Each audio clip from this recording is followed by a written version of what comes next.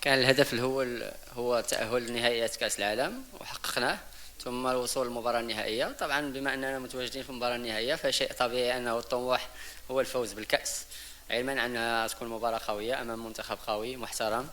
لذلك إن شاء الله احنا على أتم استعداد أننا نقدم مرة أخرى مباراة في المستوى، مباراة كبيرة اللي تخول لنا إن شاء الله أننا نفوزوا بالكأس ونفرحوا الشعب المغربي كما فرحنا في الأدوار السابقة إن شاء الله.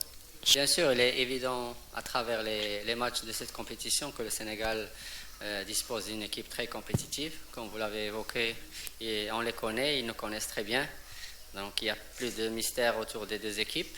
De notre part, on a préparé du mieux notre plan de jeu, on les connaît, ils nous connaissent. Et c'est demain que se verra l'issue de cette confrontation. Avec tout le respect qu'on a pour le Sénégal, on jouera nos chances, on a nos options sur un match et on l'a démontré sur 2 ans qu'on peut gagner n'importe qui. Donc demain, on essaiera un petit peu, Inch'Allah, de tout faire, de préparer le meilleur plan possible pour les joueurs pour gagner ce match. طبعا المواجهة مع المنتخب السنغالي كما قال الأخ أكيد أنها تجمع بين فريق قوي على المستوى الهجومي اللي هو الفريق السنغالي والفريق المغربي اللي أبان على صلابة دفاعية من الناحية الجماعية، فهو تيتساءل على هذا النوع من المواجهات في يوم الغد. فاحنا طبعا احنا ما عندناش اوبسيون وحده، عندنا امكانيات اننا نصنعوا اللاعب بينها على مدار البطوله في مباريات مختلفه طبعا، لكن عندنا هذه القدره على التاقلم مع الخصم واعطاء الاحترام اللازم للخصم. طبعا غنحاولوا اكيد ايقاف القوه ديال السنغال، لكن دون التفريط في الامكانيات ديالنا في صناعه اللعب، في صناعه الخطر ايضا. نتمنوا اننا نكونوا موفقين في ترجمه الفرص اللي غتتاح، لانها عمليه الترجمه وانك تكون فعال يمكن يكون شيء مؤثر يعني في المباراه.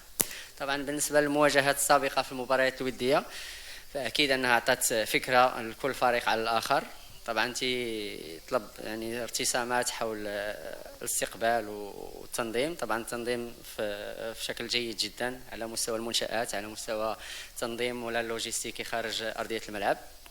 طبعا ما كاينش ميساج مختلف للشعب الجزائري اكثر من الخطابات اللي كانت عفويه في ندوات سابقه، على انه الشعبين تجمعهم اشياء اعمق من كره القدم واعمق من اي ترهات اخرى، وتتجسد في العفويه ديال الشارع المغربي، في الشارع الجزائري، التفاعل ديال المواطن الحر الجزائري مع اخوه المغربي. Montrer le long de la compétition que c'est une équipe très compétitive, une équipe pleine de talent, une équipe athlétique aussi.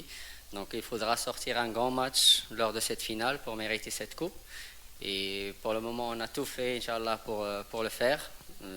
On va essayer, Inch'Allah, d'être compétitif sur le terrain et d'être le plus serein possible pour contrer cette équipe sénégalaise qui mérite le respect aussi.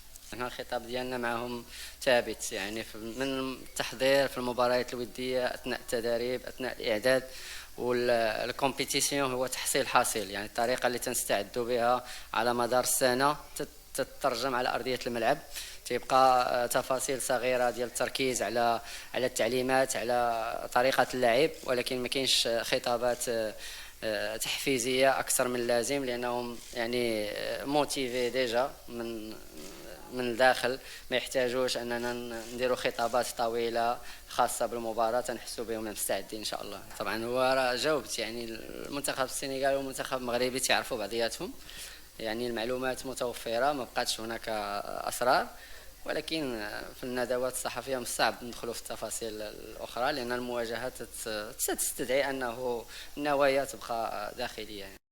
وفي الأخير لا تنسوا الاشتراك في القناة ليصلكم كل جديد.